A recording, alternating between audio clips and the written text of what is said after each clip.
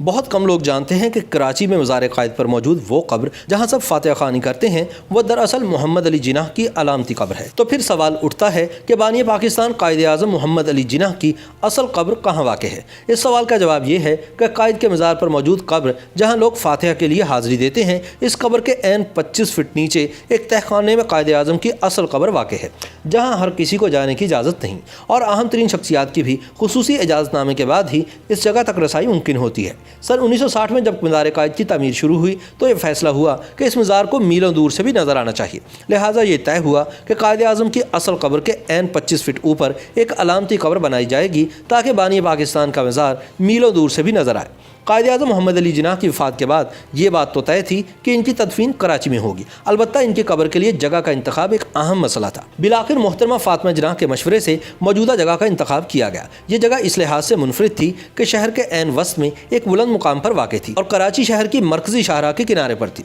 اب یہاں 6 بڑی سڑکیں آ کر ملتی ہیں۔ تدفین کے بعد اس بات پر خصوصی توجہ دی گئی کہ بانی پاکستان کی قبر پر جو بھی مزار بنایا جائے وہ نہ صرف قائد کے شایان شاہ ہوں بلکہ ان کے عظیم شخصیت کی جیتی جاگتی تصویر ہو۔ قائد اعظم کو کراچی میں پرانی نمائش پر جس جگہ سپرد خاک کیا گیا وہ 144 ایکڑ رقبے کا ایک ہموار قطع اراضی ہے، جس پر سن 1948 میں قائد کی وفات کے وقت 2 لاکھ مہاجرین نے جھونپڑیاں ڈال رکھی تھی۔ قائد کے انتقال کے فوری بعد اس جگہ کو تدفین کے لیے چن لینے کے بعد وہاں آباد مہاجرین سے اپیل کی گئی کہ اس جگہ کو خالی کر دیا جائے، چنانچہ ان جھگیوں کے مکینوں نے اپنے قائد کے لیے جگہ خالی کر دی، چنانچہ قائد اعظم کے جسد خاکی کو وہاں سپرد خاک کر دیا گیا۔ ستمبر سن 1948 سے فروری سن 1960 تک بابا قوم کی قبر شامیانے تلے رہی۔ مزار کے لیے کل 4 نقشے تیار کیے گئے۔ بالآخر دسمبر سن 1959 میں مادر ملت محترمہ فاطمہ جناح کی خواہش پر نقشے کی تیاری کا کام ایک بھارتی آرکیٹیکٹ یحییٰ مرچنٹ کو سپرد کیا گیا۔ مزار کے ڈیزائن کا بنیادی کام 28 جنوری سن 1960 کو مکمل ہوا، جبکہ مزار کے تعمیراتی کام کا باقاعدہ آغاز 8 فروری سن 1960 کو ہوا۔ 31 جولائی سن 1960 کو اس وقت کے فوجی صدر field marshal general Ayub Khan نے مزار کا سنگ بنیاد رکھا۔ 31 مئی سن 1966 کو مزار کا بنیادی ڈھانچہ مکمل ہوا اور 12 جون سن 1970 کو مزار کی عمارت کو سنگ مرمر سے آراستہ کرنے کا کام پایہ تکمیل تک پہنچا۔ 23 دسمبر سن 1960 کو چین کے مسلمانوں کی جانب سے بطور تحفہ بھیجا گیا 81 فٹ لمبا فانوس مزار کے گنبد میں نصب کیا گیا۔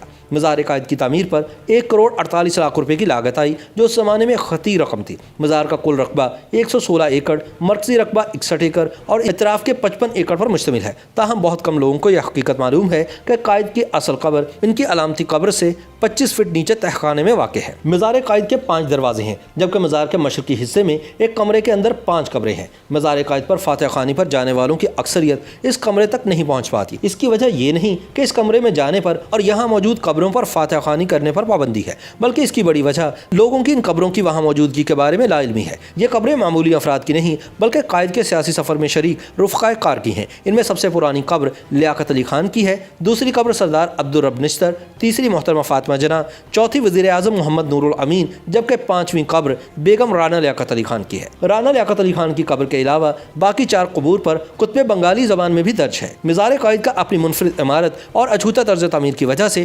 پاکستان کی بہترین عمارتوں میں شمار ہوتا ہے، اور ایک خاص بات یہ ہے کہ مزار کی تعمیر میں استعمال ہونے والا تمام سامان ملکی ذرائع سے حاصل کیا گیا، اور یہ ہمارے ملکی معماروں اور ہنرمندوں کی شبانہ روز محنت کا منہ بولتا ثبوت ہے۔ مزار کی تعمیر میں قائد کی شخصیت، کردار، مرتبے اور اسلامی فن تعمیر کو خصوصی طور پر مد نظر رکھا گیا ہے۔ YouTube پر گوگلی نیوز دیکھنے کے لیے youtube.com کی سرچ بار میں googly news T V type کریں۔ گوگلی نیوز کے پیج پر سرخ رنگ کے سبسکرپشن والے بٹن پر کلک کرنا نہ بھولیے۔ YouTube پیج پر اپلوڈ ہونے والی ویڈیوز سے باخبر رہنے کے لیے بیل آئیکن پر کلک کیجیے۔ آپ کو ہر نئی ویڈیو کے بارے میں نوٹیفیکیشن موصول ہو جائے گا۔